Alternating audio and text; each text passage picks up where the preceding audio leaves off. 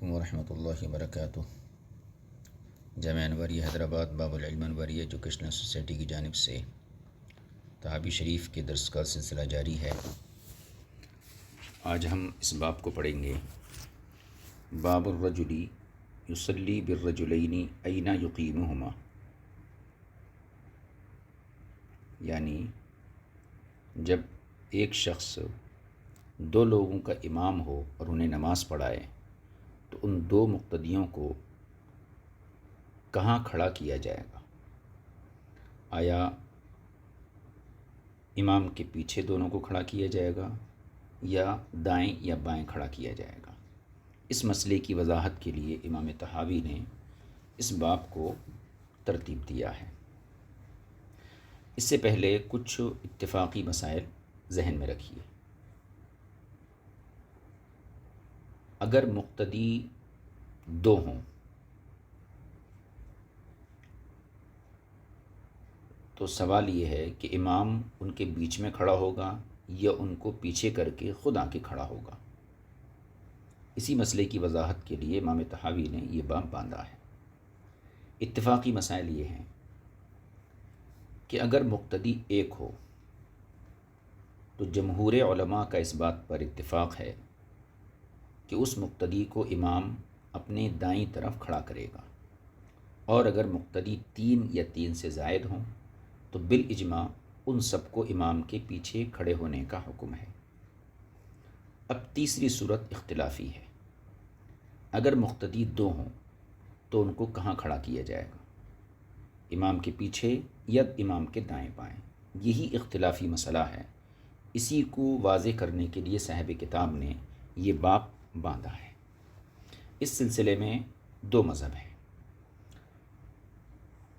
امام طحاوی نے دو مذہب بیان کیے، ایک کی ترجیح ثابت کی ہے، ایک کا مرجوح ہونا ثابت کیا ہے۔ پہلا قول امام ابو یوسف کا، ابراہیم نخعی کا، حضرت علقمہ کا، اسود بن یزید کا۔ ان تمام حضرات کے نزدیک اگر مقتدی دو ہیں تو امام کو ان دونوں کے بیچ میں کھڑا ہونا ہے، یعنی دائیں طرف ایک مقتدی، بائیں طرف ایک مقتدی۔ یہ امام ابو یوسف کا مسلک ہے۔ دوسرا مسلک شوافع اور مالکیہ، حنابلہ کا اور احناف کا مفتہ بھی قول بھی یہی ہے کہ اگر مقتدی دو ہوں تو اس صورت میں امام کے پیچھے کھڑے ہوں گے، نہ تو امام کے برابر کھڑے ہوں گے اور نہ جو ہے امام ان کے درمیان کھڑا ہوگا، بلکہ امام آگے کھڑا ہوگا اور ان دونوں مقتدیوں کو پیچھے کھڑا ہونا پڑے گا۔ صاحب کتاب امام طحاوی نے اس باب میں اپنی عادت کے خلاف ایک طریقہ اختیار فرمایا ہے۔ عموماً آپ کی عادت یہ ہوتی ہے کہ پہلے آپ فریق مخالف کی دلیل بیان کرتے ہیں، اس کے بعد جو راجح مذہب ہے اس کو بیان کرتے ہیں، لیکن اس باب میں امام طحاوی نے ائمہ کے مذاہب کو بیان نہیں کیا ہے، بس ان کے دلائل پر بحث کی ہے، دلائل نقل کیے ہیں اور اس پر بحث کی ہے۔ اب یہ دو مسئلے ہو گئے۔ دو مقتدی ہوں اگر تو انہیں امام کے پیچھے کھڑا ہونا چاہیے یا امام کے دائیں بائیں کھڑا ہونا چاہیے۔ اس سلسلے میں پہلا قول امام ابو یوسف کا ہے، وہ یہ کہتے ہیں کہ دائیں بائیں کھڑا ہونا چاہیے۔ اب دلائل سنیے۔ فریق اول کی دلیل، یعنی امام ابو یوسف کی طرف سے جو دلیل پیش کی جاتی ہے اس کو پہلے ہم پڑھتے ہیں۔ دلیل یہ ہے، قال ابو جعفر، امام طحاوی نے فرمایا، قد ذکرنا فی باب التطبیق فی الرکوع عن عبد اللہ بن مسعود، ہم نے باب التطبیق فی الرکوع کے اندر عبداللہ بن مسعود سے ایک حدیث ذکر کی ہے، یعنی پیچھے جو ایک باب گزرا ہے رکوع میں تطبیق کا باب، وہاں پر عبداللہ بن مسعود کی ایک حدیث گزری ہے۔ اسی حدیث کو یہاں فریق اول کے لیے بنیاد بنایا جاتا ہے۔ وہ حدیث کیا ہے؟ انہ صلی بعلقمۃ والاسود، کہ ابن مسعود نے حضرت علقمہ اور حضرت اسود ان دونوں حضرات کو نماز پڑھائی۔ فجعل احدہما عن یمینہ والآخر عن شمالہ، تو ایک کو آپ نے دائیں جانب کھڑا کیا، دوسرے کو بائیں جانب کھڑا کیا۔ قال ثم رکعنا ووضعنا فوضعنا ایدینا علی رکبنا، پھر ہم نے رکوع کیا. اب یہ دونوں حضرات کہتے ہیں علقمہ اور اسود. پھر ہم نے رکوع کیا اور اپنے ہاتھوں کو اپنے گھٹنوں پہ رکھا. فضرب ایدینا بیدیہ وطبق. حضرت ابن مسعود نے ہمارے ہاتھوں پر مارا اور تطبیق کر دی، یعنی دونوں ہاتھوں کو گھٹنوں کے بیچ میں کر دیا. فلما فرغ، جب نماز سے فارغ ہوئی، قالا، تو حضرت ابن مسعود نے فرمایا، ہاکذا فعل رسول اللہ صلی اللہ علیہ وسلم، اسی طریقے سے حضور اکرم صلی اللہ علیہ وسلم نے تطبیق فرمائی ہے. یعنی یہ دونوں حضرات رکوع کی حالت میں گھٹنوں پر ہاتھ رکھے ہوئے تھے، تو حضرت ابن مسعود نے ان کے ہاتھ پر ہاتھ مار کر تطبیق کر دی، یعنی دونوں ہاتھوں کو گھٹنوں کے بیچ میں کر دیا. اور اس کے بعد یہ فرمایا نماز سے فارغ ہونے کے بعد کہ اسی طریقے سے حضور صلی اللہ علیہ وسلم بھی کیا کرتے تھے، یعنی تطبیق کرتے تھے، دونوں ہاتھوں کو گھٹنے کے بیچ میں رکھتے تھے. یہ حدیث باب التطبیق فی الرکوع میں گزر چکی تھی.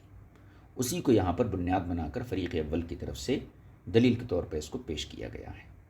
اب یہ حدیث پیش کرنے کے بعد اپنا مقصد شروع کرتے ہیں. امام طحاوی فرماتے ہیں کہ یہاں پر جو ابن مسعود نے فرمایا ہاکذا فعل رسول اللہ صلی اللہ تعالی علیہ وسلم، یعنی ابن مسعود کا یہ قول کہ حضور نے ایسا ہی عمل فرمایا تھا، تو اس قول کے اندر دو احتمال ہیں.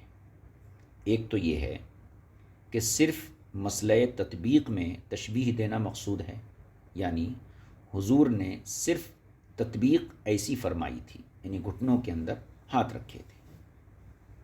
تو گویا ابن مسعود نے تطبیق میں حضور صلی اللہ علیہ وسلم کے عمل سے مشابہت بتائی. ایک احتمال تو یہ ہے. دوسرا احتمال یہ ہے کہ تطبیق میں اور مسئلہ امامت دونوں میں تشبیہ دینا مقصود ہے، یعنی حضور نے تطبیق بھی اسی طریقے سے فرمائی تھی اور دو مقتدیوں کے درمیان کھڑے ہو کر آپ نے امامت بھی اسی طریقے سے فرمائی تھی. تو یہ دو احتمال ابن مسعود کے اس قول میں نکلتے ہیں. اب جب دونوں احتمال ہیں تو کسی ایک احتمال کو ترجیح دینے کے لیے دلیل شرعی چاہیے. فرماتے ہیں ہم نے فأردنا ان ننظر، ہم نے اب تلاش اور جستجو کر کے دیکھا تو ہمیں اسود بن یزید کی صریح روایت مل گئی جو ابن مسعود کے شاگرد ہیں. اور اس روایت کے الفاظ یہ ہیں، پہلے میں الفاظ پڑھ دیتا ہوں، اس کے بعد اوپر کی عبارت کا ترجمہ کرتا ہوں. وہ کہتے ہیں کہ میں اپنے چچا کے ساتھ حضرت عبداللہ بن مسعود کے پاس آئے بالحاجرتی، کڑی دھوپ میں. فاقام الصلاۃ فتأخرنا خلفہ، تو نماز قائم ہوئی اور ہم حضرت ابن مسعود کے پیچھے کھڑے ہو گئے. فأخذ احدنا بیمینہ والآخر بشمالہ، تو حضرت ابن مسعود نے ہم میں سے ایک کو دائیں جانب کر لیا، ایک کو بائیں جانب کر لیا. چنانچہ ہم ابن مسعود کے دائیں بائیں ہو گئے.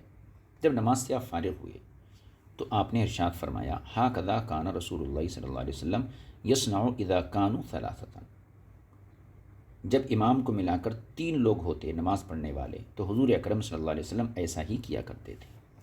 اب یہ اسود بن یزید کی حدیث ہے. اس حدیث سے یہ ثابت ہوا کہ اگر 2 مقتدی ہوں اور امام کو ملا کر 3 لوگ ہوں تو پھر دائیں بائیں انہیں کھڑا ہونا چاہیے. اس حدیث سے دوسرے والے احتمال کو ترجیح مل جاتی ہے، یعنی ابن مسعود کے قول میں تطبیق میں بھی تشبیہ تھی اور مسئلہ امامت میں بھی تشبیہ تھی. لہذا اس حدیث پاک سے ایک یعنی دوسرا والا جو احتمال ہے اس احتمال کو قوت مل گئی. لہذا فریق اول کے کہنا یہ درست ہے کہ جب 2 مقتدی ہوں تو امام کو بیچ میں کھڑا ہونا چاہیے اور مقتدیوں کو آزو بازو کھڑا ہونا چاہیے. اتنے کا ہم ابھی ترجمہ کر لیتے ہیں. اس کے بعد آگے جو بحث ہے اس کو جب امام طحاوی اس کا جواب دیں گے احناف کی طرف سے، اس کے بعد اس کو ہم پڑھیں گے. ابھی اتنے کا ترجمہ کیجیے. دیکھیے اوپر دیکھیے، فاحتمل ذالک، ابن مسعود کی روایت ذکر کی کہ ابن مسعود نے تطبیق کی اور اس کے بعد فرمایا ہاکذا فعل رسول اللہ صلی اللہ علیہ وسلم، اسی طریقے سے رسول پاک صلی اللہ علیہ وسلم بھی کیا کرتے تھے. یہ تطبیق کرنے کے بعد اب فرماتے ہیں فاحتمل ذالک عندنا ان یکون ما ذکرہ عن رسول اللہ صلی اللہ علیہ وسلم انہ فعلہ هو التطبیق. اب یہاں سے مقصد بیان کرنا شروع کر رہے ہیں. یعنی اس قول میں فاحتمل ذالک، ذالک سے مراد ابن مسعود کا قول کہ حضور اکرم صلی اللہ علیہ وسلم بھی ایسا ہی کیا کرتے تھے، تو ابن مسعود کا یہ قول دو چیزوں کا احتمال رکھتا ہے۔ پہلی چیز، ان یکون ما ذکرہ عن رسول اللہ صلی اللہ علیہ وسلم انہ فعلہ هو التطبیق، کہ ابن مسعود نے جو ذکر کیا حضور اکرم صلی اللہ علیہ وسلم کی طرف سے کہ حضور ایسا کرتے تھے، تو اس کا مطلب یہ ہو انہ فعلہ هو التطبیق، کہ یہ تشبیہ صرف نفس تطبیق میں ہو کہ اس طریقے سے تطبیق کرتے تھے۔ واحتمل، اور یہ بھی احتمال ہے، ان یکون هو التطبیق و اقامت احد المأمومین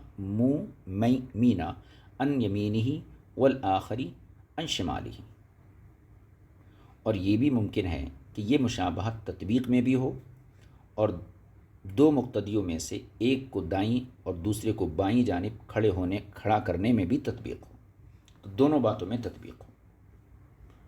فأردنا، جب اس میں دو احتمال ہیں تو پھر ہم نے چاہا ان ننظر هل فی شیء من الروایات، ہم نے یہ غور کرنا چاہا کہ روایتوں میں کیا ایسی کوئی چیز ہے ما یدل علی شیء من ذلک، جو ان دو احتمالوں میں سے کسی ایک احتمال کی ترجیح دے دے۔ تو پھر ہمیں ایک حدیث مل گئی اسود بن یزید کی، جس نے دوسرے والے احتمال کی ترجیح بیان کر دی۔ وہ حدیث دیکھیے، فإذا حسين بن نصر قد حدثنا قال حدثنا يزيد بن هارون قال أخبرنا محمد بن إسحاق عن عبد الرحمن بن الأسود عن أبيه۔ عبد الرحمن بن اسود اپنے والد اسود بن یزید سے روایت کرتے ہیں، قال، انہوں نے فرمایا، کس نے؟ اسود بن یزید نے، قال دخلت انا وعمی علی عبد اللہ بالحاجرتی، میں اور میرے چچا حضرت عبداللہ بن مسعود کے پاس دوپہر کی وقت دھوپ کے عالم میں حاضر ہوئے۔ فاقام الصلاۃ، آپ نے نماز کھڑی کی۔ فتأخرنا خلفہ، ہم ابن مسعود کے پیچھے کھڑے ہو گئے۔ فأخذ احدنا بیمینہ والآخر بشمالہ، تو ابن مسعود نے ہم میں سے ایک کو پکڑ کے اپنی دائیں جانب کر لیا اور دوسرے کو پکڑ کے اپنی بائیں جانب کر لیا۔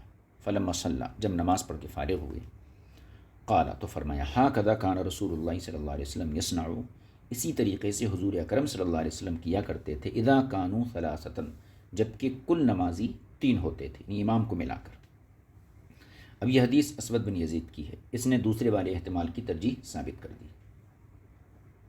فرماتے ہیں، فہذا الحدیث یخبر ان قول ابن مسعود، چنانچہ یہ حدیث یہ بات بیان کر رہی ہے کہ بے شک ابن مسعود کا یہ قول، کون سا؟ ہاکذا فعل رسول اللہ صلی اللہ علیہ وسلم، ابن مسعود کا یہ قول کہ ایسا ہی حضور کرتے تھے، اس سے مراد کیا ہے؟ ہوا علی قیام الرجلین احدہما عن یمینی والآخر عن شمالہ وعلی التطبیق، تو اس قول کی مراد یہ ہے کہ دو آدمیوں کا دائیں بائیں کھڑا ہونا اور تطبیق کرنا، دونوں چیزوں کی وضاحت اس سے ہوگی، یعنی احتمال ثانی کی تائید اس سے ہو گئی۔ اب آگے دیکھیے، وقد حدثنا، یہاں سے گویا کہ امام طحاوی فریق اول کو جواب دینا چاہتے ہیں۔ وقد حدثنا ابو بشر رقی، ابو بشر رقی نے ہم سے حدیث بیان کی، اور وہ کہتے ہیں، قال حدثنا معاذ بن جبل، معاذ بن معاذ عن ابن عون، قال كنت انا وشعیب بن الحبحاب عند ابراہیم۔ ابو البشر کہتے ہیں کہ میں اور شعیب بن حبحاب، ہم دونوں حضرات جو ہیں ابراہیم نخعی کے پاس تھے۔ فحضرت العصر، عصر کی نماز کا وقت ہوا۔ فصلی بنا ابراہیم فقمنا خلفہ، ہمیں حضرت ابراہیم نخعی نے نماز پڑھائی تو ہم جو ہیں ان کے پیچھے کھڑے ہو گئے۔ فجرنا، تو انہوں نے ہمیں کھینچا۔ فجعلنا عن یمینہ وعن شمالہ، اور ہمیں اپنے دائیں بائیں کر دیا۔ قال، راوی کہتے ہیں، فلما صلینا، جب ہم نماز پڑھ چکے، وخرجنا الی الدار، اور گھر کی طرف نکلے، قال ابراہیم، جب ہم نماز پڑھ کے گھر کی طرف چلنے لگے، قال ابراہیم، تو حضرت ابراہیم نخعی نے فرمایا، قال ابن مسعود، کہ حضرت ابن مسعود رضی اللہ تعالی عنہ نے فرمایا ہے، ہاکذا فصلو، یعنی اسی طرح نماز پڑھو، ولا تصلو کما یصلی فلان، اور فلاں کی طرح نماز مت پڑھو۔ یہ روایت تھی ابو البشر رقی کی۔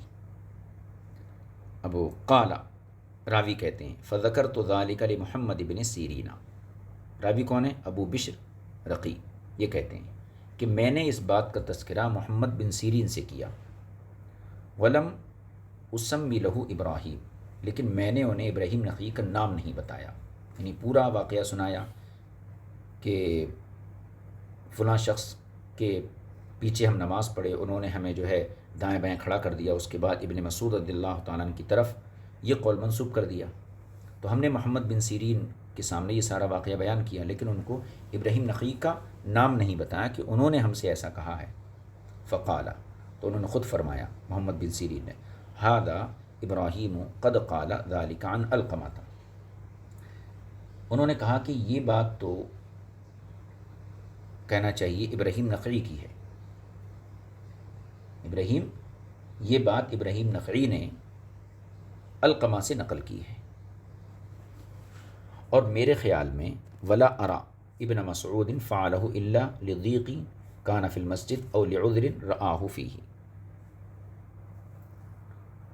اور محمد بن سیرین کہتے ہیں کہ میرے خیال میں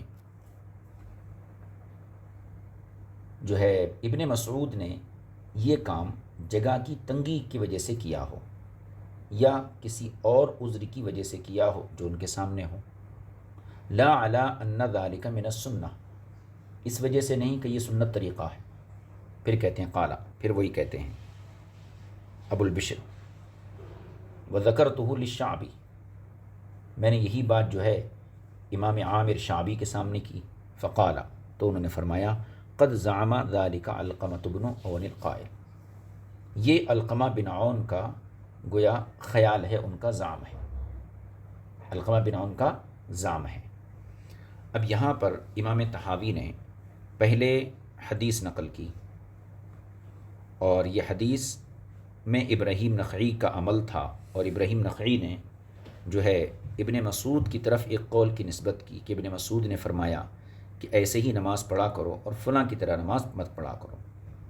تو راوی نے کہا کہ ہم نے یہ بات محمد بن سیرین سے کہی، تو انہوں نے فرمایا کہ یہ بات ابراہیم نخعی نے علقمہ کے حوالے سے نقل کی ہے، لیکن میرے خیال میں ابن مسعود نے جو یہ کام کیا کہ دو مقتدی تھے تو دائیں بائیں کھڑا کیا، تو یہ کام ایک خاص وجہ سے تھا، یا تو مکان کی تنگی کی وجہ سے تھا، الا لضیق مکانہ فی المسجد، یا پھر کسی عذر کی وجہ سے تھا، لا علی ان ذلک من السنہ، اس وجہ سے نہیں تھا کہ ابن مسعود اسے سنت سمجھتے ہوں۔ پھر امام شعبی اس کے سامنے میں نے تذکرہ کرا، تو انہوں نے بھی اس کے ہلکے پن کو ذکر کیا اور فرمایا یہ تو علقمہ بن عون کا زعم اور ان کا خیال ہے۔ ففی ھذا الحدیث اضافۃ الفعل الی ابن مسعود، چنانچہ اس حدیث میں اس کام کی نسبت حضرت ابن مسعود رضی اللہ تعالی عنہ کی طرف کیسی تھی؟ ولا یذکرہ الشعبی ولا ابن سیرین علی علقمۃ عن النبی صلی اللہ علیہ وسلم، یعنی ابن مسعود رضی اللہ تعالی عنہ کی طرف اس کی نسبت کی، لیکن اس کو امام شعبی نے بھی ذکر نہیں کیا، ابن سیرین نے بھی علقمہ عن النبی صلی اللہ علیہ وسلم کے طریق سے اس کو بیان نہیں کیا۔ وقد یجوز ایضا ان یکون علقمۃ لم یذکر ذلک للشعبی ولا لابن سیرین، اور یہ ممکن ہے کہ علقمہ نے اس چیز کا تذکرہ نہ شعبی کے سامنے کیا ہو اور نہ ابن سیرین کے سامنے کیا ہو، کس چیز کا؟ ان ابن مسعود ذکرہ عن النبی صلی اللہ علیہ وسلم، کہ ابن مسعود نے یہ بات رسول پاک صلی اللہ علیہ وسلم کے حوالے سے بیان فرمائی ہے۔ ثم ذکرہ الاسود لابنہ عن النبی، پھر اسود بن یزید نے اپنے بیٹے سے عن النبی صلی اللہ علیہ وسلم کر کے یہ بات بیان کی ہو۔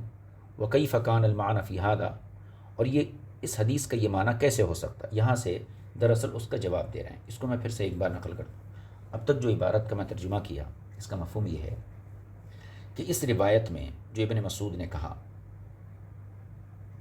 کہ ابن مسعود کی طرف اس کی نسبت کی گئی کہ انہوں نے کہا کہ ایسا ہی حضور صلی اللہ علیہ وسلم کیا کرتے تھے، تو اس روایت میں ابن مسعود کی طرف نسبت کرنے میں شعبی اور ابن سیرین نے علقمہ عن النبی کے الفاظ ذکر نہیں کیے ہیں، اور یہ بھی ہو سکتا ہے کہ علقمہ نے اسے شعبی اور ابن سیرین کے سامنے ذکر نہ کیا ہو، کہ ابن مسعود نے اس کو نبی کریم صلی اللہ علیہ وسلم سے بیان کیا ہے، پھر اس کو اسود نے اپنے بیٹے کے سامنے بیان کر دیا ہو۔ ابن سیرین اور عامر شعبی اس روایت کو مرفوع نہیں مانتے، بلکہ یہ منقطع ہونے کی وجہ سے مرفوع روایت کے مقابل ہو بھی نہیں سکتی۔ وَكَيْفَ كَانَ الْمَعْنَى فِي هَذَا، یہاں سے اس کا باضابطہ جواب دینا چاہتے ہیں، یعنی اگر اس حدیث کو ہم صحیح مان لیں، اگر اس حدیث کو صحیح مان لیں تو پھر بھی یہ حضرت جابر اور حضرت انس رضی اللہ تعالیٰ عنہ کی حدیث کے معارض آ رہی ہے۔ اب دیکھیے وہ حدیث جو معارض ہے، پھر سن لیجیے اس کی۔ یہ جو حدیث ہے اسود بن یزید کی جو روایت ابھی ذکر کی گئی، وہ اگرچہ ہم مرفوع اس کو تسلیم کر لیں، اگر مرفوع تسلیم کر لیتے ہیں تو پھر حضرت جابر کی روایت اس کے معارض ہے، کیونکہ حضرت جابر کی روایت میں یہ بات صاف طور پر موجود ہے کہ حضور نے دو مقتدیوں کو اپنے پیچھے کھڑا کر کے خود آگے ہو کر امامت فرمائی ہے۔ اس لیے حضرت جابر والی حدیث اس حدیث کے چونکہ معارض آ گئی، لہٰذا یہ حدیثیں ایک دوسرے کے معارض ہو گئیں، لہذا ان سے استدلال نہیں کیا جا سکتا۔ اس کو اب حدیث کو ہم پڑھ لیتے ہیں۔ دیکھیے فقد عورض ذلك، تو اس حدیث کے معارض وہ حدیث ہے بما حدثنا حسین بن نصر، کون سی حدیث کے؟ جو ابھی ہم نے یہاں ذکر کی تھی، جو اسود بن یزید کی حدیث تھی جس کو محمد بن اسحاق نے روایت کیا، تو اس حدیث کے معارض حضرت جابر کی حدیث ہے، وہ حدیث پڑھ لیتے ہیں۔ دیکھیے یہ ہے بما حدثنا حسین بن نصر قال حدثنا مہدی بن جعفر قال حدثنا حاتم بن اسماعیل عن ابی حضرت المدینی یعقوب بن مجاہد عن عبادۃ بن الولید بن عبادۃ بن الصامت قال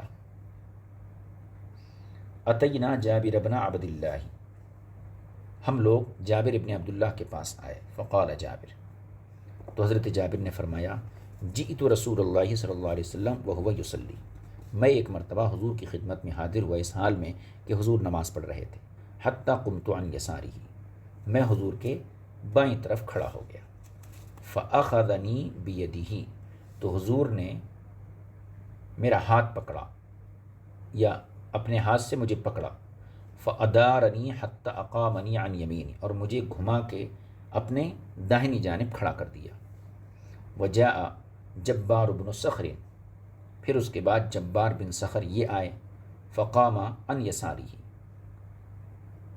تو وہ حضور کے بائیں طرف کھڑے ہو گئے، فدفعنا بیدہ جمیعا، پھر حضور نے ہم دونوں کو اپنے ہاتھوں سے ہٹایا، حتی اقامنا خلفہ، اور ہم دونوں کو حضور نے اپنے پیچھے کھڑا کر لیا۔ یہ دیکھیے حضرت جابر کی روایت ہے جو بالکل صریح ہے اس بات میں کہ جب جو ہے حضرت جابر اکیلے آئے، وہ پیچھے کھڑے ہوئے تو حضور نے ان کو دائیں طرف کھڑا کر لیا، پھر اس کے بعد دوسرے شخص آئے جبار بن صخر، یہ بائیں طرف کھڑے ہو گئے تو حضور صلی اللہ علیہ وسلم نے انہیں اور حضرت جابر دونوں کو جو ہے اپنے پیچھے کھڑا کر دیا۔ تو اس سے کیا پتہ چلا کہ جب مقتدی دو ہوں تو امام کے پیچھے کھڑے ہوں گے۔ اب یہ حدیث حضرت جابر کی ہے، حضرت جابر کی یہ حدیث اسود بن یزید کے حدیث کے معارض ہو گئی، لہذا اسود بن یزید کی حدیث معارض ہونے کی وجہ سے قابل استدلال نہیں رہی۔ اب مزید حدیثیں ہیں جو اسود بن یزید کی حدیث کے معارض ہیں، ان میں سے دوسری حدیث دیکھیے، حدثنا یونس، یہ حدیث ہے، قال اخبرنا ابن وهب ان مالکا حدثه عن اسحاق بن عبد الله بن ابی طلحة عن انس بن مالک ان جدته ملیکة دعت رسول اللہ صلی اللہ علیہ وسلم لطعام صنعته، یہ انس بن مالک سے مروی ہے۔ انس بن مالک کہتے ہیں کہ ان کی دادی ملیکہ نے رسول پاک صلی اللہ علیہ وسلم کو کھانے کے لیے دعوت کی، دعوت پر بلایا، جو کھانا انہوں نے تیار کیا تھا، یعنی آپ کی دادی نے جو کھانا تیار کیا تھا، اس کھانے کے لیے رسول پاک صلی اللہ علیہ وسلم کو گویا کہ دعوت بھیجی۔ فَأَكَلَ مِنْهُ، رسول پاک صلی اللہ علیہ وسلم نے اس کھانے کو کھایا۔ ثم قال، پھر فرمایا قوموا، کھڑے ہو جاؤ، فَلِأُصَلِّيَ لَكُمْ، تاکہ میں تمہیں تو سب کو نماز پڑھاؤں۔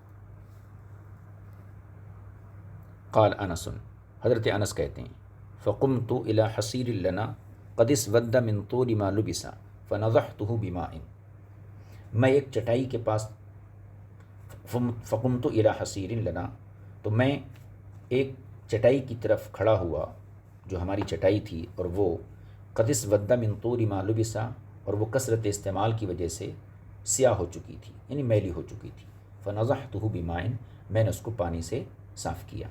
فقام رسول اللہ صلی اللہ علیہ وسلم، پھر حضور اکرم صلی اللہ علیہ وسلم کھڑے ہوئے۔ وصففت انا والیتیم وراءہ، تو میں اور یتیم یہ دونوں لوگ حضور کے پیچھے کھڑے ہوئے۔ والعجوز من ورائنا، اور جو بوڑھی خاتون آپ کی دادی تھیں وہ ہمارے پیچھے کھڑی ہوئیں۔ فصلی بنا رکعتین ثم انصرف، تو حضور اکرم صلی اللہ علیہ وسلم نے ہمیں 2 رکعت نماز پڑھائی۔ ثم انصرف، پھر آپ جو ہے پھر گئے۔ اب یہ حدیث پاک کے اندر غور کیجیے۔ حضرت جابر کی حدیث جو اپنی دادی سے روایت کرتے ہیں، انس بن مالک کی حدیث میں ان کی دادی نے حضور کو دعوت پر بلایا، اور کھانے کے بعد حضور اکرم صلی اللہ علیہ وسلم نے نماز پڑھائی۔ تو حضرت انس کیا فرماتے ہیں، وصففت انا والیتیم وراءہ، میں اور یتیم یہ دونوں لوگ جو ہیں رسول پاک صلی اللہ علیہ وسلم کے پیچھے کھڑے ہوئے، اور بوڑھی خاتون ہمارے پیچھے، تو 2 لوگ حضور کے پیچھے کھڑے ہوئے۔ تو اس حدیث سے یہ حدیث بھی اسود بن یزید کی حدیث کے معارض ہے، کیونکہ اسود بن یزید کی حدیث میں کیا ہے کہ 2 لوگ ہوں تو دائیں بائیں کھڑے ہوں، جبکہ اس حدیث میں صاف واضح ہے کہ حضرت انس اور یتیم یہ دونوں حضور کے پیچھے کھڑے ہوئے، اور حضور نے 2 رکعت پڑھائیں ثم انصرفا، پھر آپ تشریف لے گئے۔ تو یہ حدیث جو ہے آپ معارض بھی مان لیجیے، یا پھر فریق ثانی کی طرف سے مستقل دلیل مان لیجیے۔ حضرت جابر کی حدیث اسود بن یزید کی معارض آ گئی، لہذا اس کو آپ مستقل دلیل بھی مان سکتے ہیں۔ چلیے، فَإِنْ قَالَ قَائِلٌ، یہاں سے ایک سوال کا جواب دینا چاہتے ہیں۔ اگر کوئی یہ اعتراض کرے، اعتراض یہ ہے، اگر کوئی یہ اعتراض کرے کہ حضرت ابن مسعود کا فعل دور نبوت کے بعد واقع ہوا ہے، یعنی حضرت ابن مسعود نے جو 2 نمازیوں کو دائیں بائیں کھڑا کیا ہے، تو یہ حضور اکرم صلی اللہ علیہ وسلم کے پردہ فرمانے کے بعد ایسا ہوا ہے، تو یہ اس بات کی دلیل ہے کہ آگے کھڑے ہونے کی روایتیں، یعنی امام کے آگے کھڑے ہونے کی روایتیں، مقتدیوں کے پیچھے کھڑے ہونے کی روایتیں، جن کو حضرت جابر اور دوسری روایت حضرت انس کی آئی ہے، یہ جو روایتیں ہیں کہ جن میں امام کے پیچھے 2 مصلیوں کا کھڑا ہونا ثابت ہوتا ہے، تو یہ تمام روایتیں حضور کی زندگی کی ہیں، حیات ظاہری کی ہیں، اور حضرت ابن مسعود کا جو عمل ہے یہ حضور کے پردہ فرمانے کے بعد کا عمل ہے، لہذا ابن مسعود کی حدیث کو ان حدیثوں کے لیے ناسخ مان لیا جائے کہ یہ تمام حدیثیں منسوخ ہیں، اس لیے کہ ابن مسعود کا جو عمل ہے وہ حضور کے پردہ فرمانے کے بعد ہے، لہذا ابن مسعود کا فعل جو ہے یہ ان حضرات کی حدیثوں کے لیے ناسخ بن جائے گا۔ اگر کوئی یہ اعتراض کرے تو اس کا جواب ہم کیا دیں گے؟ اس کا جواب ہم یہ دیں گے کہ اگر حضور کے پردہ فرمانے کے بعد ابن مسعود کا عمل ناسخ بن جاتا ہے آپ کے کہنے کے مطابق، تو پھر جن دوسرے صحابہ نے ابن مسعود کے مخالف حدیثوں کو یا ابن مسعود کے مخالف عمل کو بیان کیا ہے، تو ان کو بھی یہ اختیار ہے کہ وہ ان حدیثوں کو جو ہے وہ ناسخ قرار دے دیں۔ یہ جواب امام طحاوی نے دیا ہے۔ پہلے ہم سوال پڑھتے ہیں، اس کے بعد جواب پڑھیں گے۔ دیکھیے سوال یہ ہے، فَإِنْ قَالَ قَائِلٌ، اگر کوئی شخص کہے کہ فَإِنَّ فِعْلَ ابْنِ مَسْعُودٍ هَذَا الَّذِي وَصَفْنَا بَعْدَ النَّبِيِّ صلی اللہ علیہ وسلم يَدُلُّ، کہ حضرت ابن مسعود کا یہ فعل رسول اکرم صلی اللہ علیہ وسلم کے بعد کا ہے، جس فعل کو ہم نے بیان کیا، فَإِنَّ فِعْلَ ابْنِ مَسْعُودٍ هَذَا الَّذِي وَصَفْنَا بَعْدَ النَّبِيِّ صلی اللہ علیہ وسلم، کہ ابن مسعود کا یہ فعل جس کو ہم نے ذکر کیا یہ حضور اکرم صلی اللہ علیہ وسلم کی حیات ظاہری کے بعد کا ہے، تو یہ فعل یدل اس بات پر دلالت کرتا ہے علی ان ما عمل به من ذلك هو الناسخ، کہ ابن مسعود نے جو عمل کیا ہے یہ ناسخ ہے۔ قیل له، تو اس سے جواباً کہا جائے گا فقد روی عن غیر ابن مسعود من اصحاب النبی صلی اللہ علیہ وسلم انه فعل بعد موت النبی صلی اللہ علیہ وسلم فی ذلك مثل ما روى جابر وانس رضی اللہ تعالی عنہما۔ تو اس شخص کو ہم جواباً یہ کہیں گے کہ حضرت ابن مسعود رضی اللہ تعالی عنہ کے علاوہ دیگر صحابہ اکرام سے مروی ہے کہ ان حضرات نے نبی کریم صلی اللہ علیہ وسلم کے وصال کے بعد اس کے مثل عمل کیا ہے جو حضرت جابر اور حضرت انس سے مروی ہے۔ فَإِن كَانَ مَا رُوِيَ عَنِ ابن مسعود من فعله بعد النبی صلی اللہ علیہ وسلم دلیلا عندك على ان ذلك هو الناسخ، تو اگر حضرت ابن مسعود سے جو مروی ہے ان کا کام حضور کے پردہ فرمانے کے بعد، تو اگر وہ عمل دلیل ہے آپ کے نزدیک اس بات پر کہ وہ ناسخ ہے، کان ما روی عن غیر ابن مسعود من ذالک، تو پھر ابن مسعود کے علاوہ جو دیگر صحابہ سے مروی ہے وہ بھی دلیل ہے عند خصم کا، آپ کے مد مقابل کے نزدیک ان ذالک هو الناسخ، وہ بھی اس بات پر دلیل ہے کہ ان کا بیان اور ان کا عمل بھی یہ ناسخ ہے۔ یہ گویا کہ ایک طریقے سے الزامی جواب دے دیا گیا، یعنی جس چیز کو اعتراض بنایا گیا تھا اسی چیز کو جو ہے جواب کے طور پر پیش کر دیا گیا۔ اب یہاں پر یہ چیز باقی رہ گئی کہ ابن مسعود کے علاوہ دوسرے صحابہ سے اس سلسلے میں کیا مروی ہے، وہ یہاں پر بیان فرمانا چاہتے ہیں۔ دیکھیے فمما روی عن غیر ابن مسعود فی ذالک، اور ابن مسعود رضی اللہ تعالی عنہ کے علاوہ جو کچھ اس بارے میں صحابہ سے مروی ہے ان میں سے ایک حدیث وہ ہے ما حدثنا یونس، اب یہ وہی حدیثیں بیان فرما رہے ہیں۔ دیکھیے ما حدثنا یونس قال حدثنا سفیان عن الزہری، پھر تحویل سند ہے، وحدثنا یونس قال اخبرنا ابن وهب ان مالکا حدثه عن ابن شهاب عن عبید اللہ ابن عبد اللہ عن ابیہ قال جئت بالحاجرة الى عمر، یعنی عبید اللہ بن عبد اللہ اپنے والد سے روایت کرتے ہیں، وہ فرماتے ہیں جئت بالحاجرة الى عمر، میں دوپہر کے وقت حضرت عمر فاروق رضی اللہ تعالی عنہ کے پاس آیا، فوجدتہ یصلی، تو میں نے ان کو نماز پڑھتے ہوئے پایا، فقمت عن شمالی، میں ان کے بائیں طرف کھڑا ہو گیا، فاخلفنی فجعلنی عن یمینی، تو آپ نے یعنی حضرت عمر نے پیچھے کی طرف پھیرتے ہوئے مجھے دائیں طرف کر دیا، ثم جاء یرفع، پھر یرفع یہ دراصل ایک حاجب کا نام ہے، حضرت عمر کے جو حاجب تھے ان کا نام یرفع ہے، ثم جاء یرفع، پھر یرفع آئے، تو فتأخرت، میں پیچھے ہٹ گیا، فصلیت انا وہو خلفہ، تو میں نے اور یرفع دونوں نے حضرت عمر کے پیچھے کھڑے ہو کر نماز ادا کی۔ اب یہ دیکھیے یہ حضرت عمر کا عمل ہے، تو اگر حضرت ابن مسعود کا عمل حضور کے پردہ فرمانے کے بعد ناسخ ہونے کی دلیل ہے تو پھر حضرت عمر کا یہ عمل بھی حضور کے پردہ فرمانے کے بعد کا ہے، یہ بھی ناسخ ہونا چاہیے۔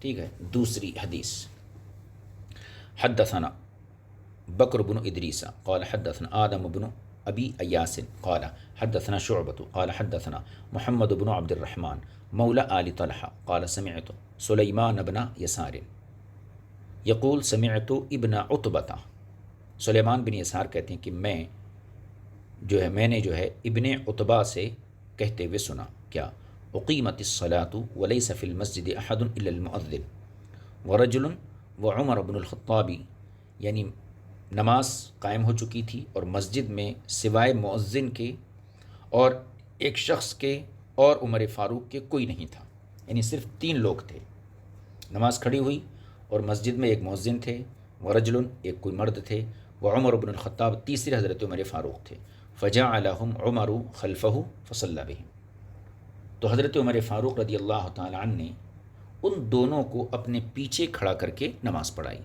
فجعلہم عمر خلفہ، حضرت عمر نے ان دونوں کو اپنے پیچھے کر لیا، فصلی بہم، اور ان کو نماز پڑھائے۔ یہ حضرت عمر کا عمل ہے، اور یہ بھی جو ہے حضور اکرم صلی اللہ علیہ وسلم کے پردہ فرمانے کے بعد کا ہے۔ تو امام طحاوی نے گویا کہ حضرت انس، حضرت جابر، حضرت عمر، ان تینوں حضرات سے اس بات کی تائید پیش کر دی کہ جب نمازی یعنی مقتدی دو ہوں تو پھر ایسی صورت میں امام کے پیچھے ہی کھڑا ہونا چاہیے۔ اب یہاں تک بات ہو گئی۔ اصل دلیل کیا تھی؟ حضرت انس کی حدیث گزری اور جو ہے حضرت جابر کی حدیث گزری، حضرت عمر کی حدیث گزری، ان حضرات کی حدیثیں گزر گئیں۔ اب ثم التمسنا حکم ذلک من طریق النظری، امام طحاوی یہاں سے نظر پیش فرما رہے ہیں کہ نظر بھی اسی چیز کا تقاضا کرتی ہے، تو ہم نے غور و فکر کے طریقے سے اس چیز کا حکم معلوم کرنا چاہا۔ دیکھیے فرماتے ہیں فرعین الاصل ان الامام اذا صلی برجل واحد اقامہ عن یمینہ، ہم نے اس اصل پر غور کیا کہ اگر امام ایک شخص کو نماز پڑھائے اقامہ عن یمینہ تو اس ایک کو اپنی دائیں جانب کھڑا کر لے۔ وبذلک جاءت السنۃ عن رسول اللہ صلی اللہ علیہ وسلم فی حدیث انس، اور اسی بارے میں حضرت انس رضی اللہ تعالیٰ عنہ کے طریق سے رسول پاک صلی اللہ علیہ وسلم کی حدیث آئی ہے۔ وفیما حدثنا بکر بن ادریس قال حدثنا آدم قال حدثنا شعبۃ عن الحکم عن سعید بن جبیر عن ابن عباس رضی اللہ تعالیٰ عنہ۔ پھر یہ ایک الگ حدیث ہے مستقل طور پر، حضرت انس کی حدیث تو پیچھے بھی گزری تھی، اس کی طرف اشارہ کر دیا گیا، اور حضرت جابر کی حدیث بھی گزری تھی اور حضرت عمر کی حدیث بھی گزری تھی، لیکن ایک حدیث یہ حضرت ابن عباس کی بھی ہے۔ قال ابن عباس فرماتے ہیں اتیت النبی صلی اللہ تعالیٰ علیہ وسلم، میں رسول پاک صلی اللہ علیہ وسلم کی خدمت میں حاضر ہوا، وہو یصلی، اس حال میں کہ آپ نماز پڑھ رہے تھے، فقمت عن یساری، میں حضور کے بائیں طرف کھڑا ہو گیا، فاخلفنی فجعلنی عن یمینی، تو حضور نے مجھے پکڑا اور اپنی دائیں جانب کر دیا۔ یہ ابن عباس کی حدیث ہے۔ اس سے یہ کیا پتہ چلا کہ اگر نمازی ایک ہو، مقتدی ایک ہو امام کے پیچھے، تو اسے داہنی جانب امام کے کھڑا ہونا چاہیے۔ یہ تو اصل ہے، یعنی ایک مسئلہ یہاں واضح ہو گیا کہ امام کے پیچھے اگر ایک ہی مقتدی ہو تو اس کو دائیں جانب کھڑا ہونا چاہیے، جیسا کہ ابن عباس کی اس روایت سے پتہ چلا۔ فرماتے فہذا مقام الواحدی مع الامام، یہ ایک مقتدی کے ٹھہرنے کی جگہ ہے امام کے ساتھ، کیا جگہ ہے؟ دائیں جانب۔ وکان اذا صلی بثلاثۃ اقامہم خلفہ، اور دوسرا مسئلہ یہ ہے کہ اگر امام تین نمازیوں کو، تین مقتدیوں کو نماز پڑھائے تو انہیں اپنے پیچھے کھڑا کرے۔ ھذا لا اختلاف فیہ بین العلماء، ان دونوں مسئلوں میں علماء کے درمیان کوئی اختلاف نہیں۔ ایک نمازی ہے تو دائیں جانب کھڑا ہوگا، تین نمازی ہیں تو پیچھے کھڑے ہوں گے۔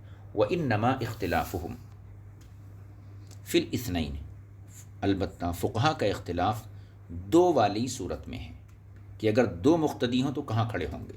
فقال بعضهم، تو بعض نے کہا یقیمہما حیث یقیم الواحد، اسی جگہ کھڑے ہوں گے جہاں ایک کھڑا ہوتا ہے، یعنی امام کے دائیں بائیں۔ وقال بعضهم، اور بعض نے کہا کہ یقیمہما حیث یقیم الثلاثہ، اس جگہ کھڑے ہوں گے جہاں پر تین کھڑے ہوتے ہیں، یعنی امام کے پیچھے۔ فاردنا ان ننظر فی ذلک، تو ہم نے اس مسئلے میں غور کرنا شروع کیا، تاکہ لنعلم، تاکہ ہم یہ جان سکیں، هل حکم الاثنین فی ذلک کحکم الثلاثۃ او کحکم الواحد، دو نمازیوں کا حکم یہ اس مسئلے میں تین کی طرح ہے یا ایک کی طرح ہے؟ اگر ایک کی طرح ہے تو اسے آزو بازو ٹھہرنا ہے، اور تین کی طرح ہے تو پیچھے کھڑا ہونا ہے۔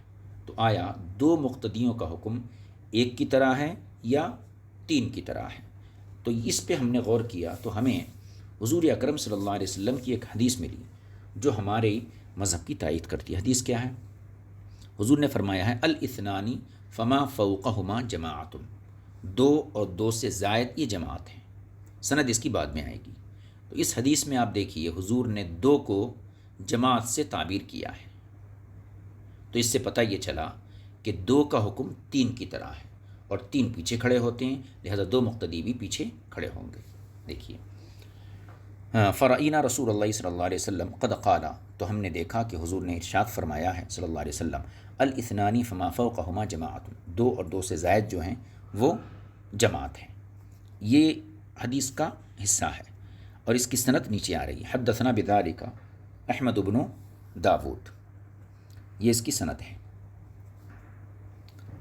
قال حدثنا عبید اللہ بن محمد التیمی و موسى بن اسماعیل قال، ان دونوں نے کہا حدثنا ربیع بن بدر عن ابی عن جدی عن ابی موسى الاشعری رضی اللہ تعالی عن نبی صلی اللہ علیہ وسلم بذلک، ابو موسیٰ اشعری نے رسول پاک صلی اللہ علیہ وسلم سے یہ حدیث بیان فرمائی ہے۔ اب اس حدیث میں کیا ہے؟ فجعلہما رسول اللہ صلی اللہ علیہ وسلم جماعتا، دو کو حضور نے جماعت قرار دیا، فصار حکمہما کا حکم ما ہوا اکثر منہما، لہذا دو کا حکم وہ ہوگا جو دو سے زیادہ کا حکم ہے، یعنی تین کا، لا حکمی ما ہوا اقل منہ، وہ حکم نہیں ہوگا دو کا جو دو سے کم کا حکم ہے، یعنی ایک کا حکم یہ دو کا نہیں ہوگا، یعنی ایک کی طرح دو کا حکم نہیں ہوگا، بلکہ دو کا حکم تین کی طرح ہوگا۔ ایک تو یہ دلیل ہو گئی۔ دوسری، قرآن کریم سے ایک دلیل امام طحاوی نے یہاں عقلی دلیل پیش فرمائی۔ وہ دلیل یہ ہے کہ میراث کے مسائل میں ہر جگہ دو کو تین اور جماعت کا حکم دیا گیا ہے، یعنی دو کو تین کا اور جماعت کا حکم دیا گیا۔ مثلا اخیافی بھائی بہنوں میں سے ایک ہو تو اس کے لیے سدس مقرر کیا گیا ہے، اور دو ہوں تو ان کے لیے ثلث مقرر کیا گیا ہے۔ اسی طرح اگر دو سے زائد تین چار ہوں تو ان کے لیے بھی ثلث ہی مقرر ہے۔ اسی طرح ایک لڑکی کے لیے نصف مقرر ہے، اور لڑکیاں دو ہوں تو ان کے لیے ثلثان ہے، اور دو سے زائد ہوں یعنی تین ہوں چار ہوں پانچ ہوں تو ثلثان ہی مقرر فرمایا ہے۔ تو یہاں پہ آپ دیکھیے تینوں مسئلوں میں دو کو تین کے مشابہ قرار دیا گیا ہے، اور یہی حکم حقیقی اور اللاتی بہنوں کے حق میں بھی ہے۔ تو احکام شرعیہ میں دو کو تین اور جماعت کا حکم دیا گیا ہے،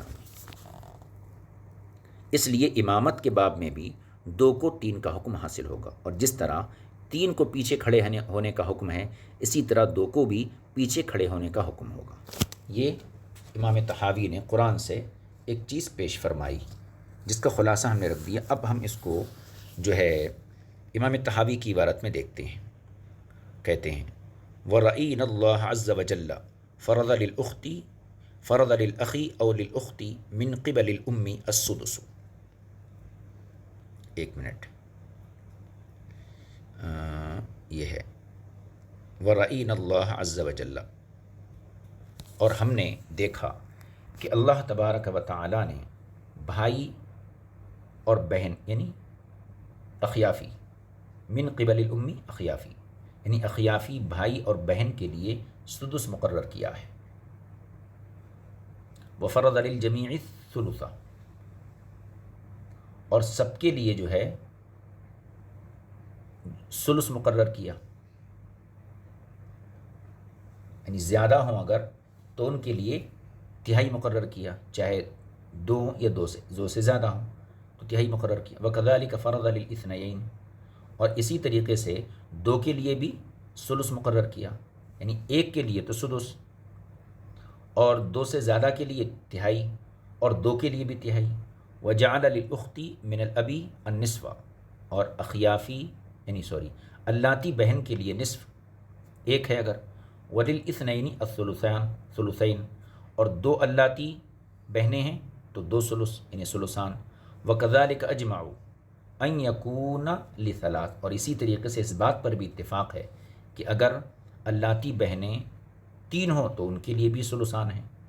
وَأَجْمَعُوا، اور اس بات پر بھی اتفاق ہے، أَنَّ لِلْإِبْنَةِ النِّصْفُ، ایک بیٹی کے لیے نصف ہے، وَلِلْبَنَاتِ الثُّلُثَيْنِ، اور دو تین چار یعنی دو اور دو سے زیادہ بیٹیوں کے لیے ثلثان ہیں۔ وقال اکثرهم وابن مسعود فیہم، اور وقال اکثرهم، اور اکثر صحابہ فرماتے ہیں جن میں ابن مسعود فیہم، ابن مسعود بھی ان میں ہیں، کیا فرماتے ہیں؟ ان للاثنتین ایضا الثلثین، یعنی دو کے لیے بھی ثلثان ہیں۔ فکذالک ہوا فی النظر، لہذا قیاس کا بھی یہی تقاضا ہے۔ ہاں، لأن الابنة لما كانت في میراثها من أبيها كالأخت في میراثها من أخيها، کیونکہ جب باپ کی میراث سے بیٹی کے لیے وہی ہے جو بہن کو بھائی کی وراثت سے ملتا ہے۔ كانت الابنتان أيضا في میراثهما من أبيهما كالأختين في میراثهما من أخيهما، تو باپ سے دو بیٹیوں کو بھی وہی ملے گا جو بھائی سے دو بہنوں کو ملتا ہے۔ فکان حکم الاثنین فیما وصفنا حکم الجماعتی، تو جو کچھ ہم نے بیان کیا اس کے مطابق دو کا حکم وہی ہے جو جماعت کا حکم ہے، لا حکم الواحدی، ایک والا حکم نہیں ہے۔ فالنظر علی ذلک، تو اس پر قیاس یہی چاہتا ہے، ان یکونا فی مقامہما مع الامام فی الصلاۃ مقام الجماعتی، کہ دو مقتدی ہوں تو جماعت والی جگہ پر کھڑے ہوں، ایک کی جگہ پر نہیں، یعنی تین کی جگہ پر، تین پیچھے کھڑے ہوتے ہیں، ایک بازو کھڑا ہوتا ہے، تو جماعت والی جگہ پر کھڑے ہوں، ایک کی جگہ پر نہیں، لا مقام الواحد۔ فثبت بذلك ما روى جابر وانس وفعله عمر بن الخطاب رضی اللہ تعالی عنہ، اس سے حضرت جابر، حضرت انس رضی اللہ تعالی عنہما کی روایت اور حضرت عمر رضی اللہ تعالی عنہ کا عمل ثابت ہو گیا۔ وهو قول ابی حنیفہ و ابی یوسف و محمد، اور یہی امام اعظم ابو حنیفہ، امام ابو یوسف اور امام محمد کا مذہب ہے۔ مگر آگے ایک بات بیان فرماتے ہیں، غیر ان ابا یوسف قال الامام بالخیار، لیکن امام ابو یوسف نے یہ فرمایا ہے کہ امام کو اختیار ہے، ان شاء فعل کما روى ابن مسعود، چاہے تو ویسا کرے جیسا ابن مسعود نے فرمایا، یعنی آزو بازو کھڑا کرے، و ان شاء فعل کما روى انس و جابر رضی اللہ تعالیٰ عنہ، اور چاہے تو ویسا کرے جیسا انس اور جابر کی روایتوں میں آیا ہے، یعنی پیچھے کھڑا کرے۔ وقول ابی حنیفہ و محمد بن الحسن فی هذا احب الینا، امام طحاوی کہتے ہیں کہ اس سلسلے میں امام اعظم اور امام محمد ان دونوں کا قول ہمارے نزدیک زیادہ پسندیدہ ہے، یعنی اختیار بھی نہیں دیا جائے گا، اگر دو ہیں تو وہ پیچھے کھڑے ہوں گے۔ امام ابو یوسف کے پاس اختیار دیا جائے گا امام کو، چاہے تو ابن مسعود کی روایت کو اختیار کرتے ہوئے آزو بازو کھڑا کرے، اور چاہے تو حضرت انس، حضرت جابر وغیرہ کی روایتوں کو پیش نظر رکھ کے جو ہے پیچھے کھڑا کرے۔ لیکن امام طحاوی نے یہاں پر امام اعظم اور امام محمد رضی اللہ تعالی عنہما کے مسلک کو پسندیدہ قرار دیا ہے، اور یہی مفتبی قول بھی ہے۔ یہاں یہ باب مکمل ہو گیا۔ اب اس کے بعد باب صلاۃ الخوف کیف ہی، اس باب کو انشاءاللہ تعالی ہم آئندہ درس میں پڑھیں گے۔ وصلی اللہ علی نبی الکریم و آلہ وصحبہ اجمعین والحمد للہ رب العالمین۔ السلام علیکم ورحمۃ اللہ وبرکاتہ۔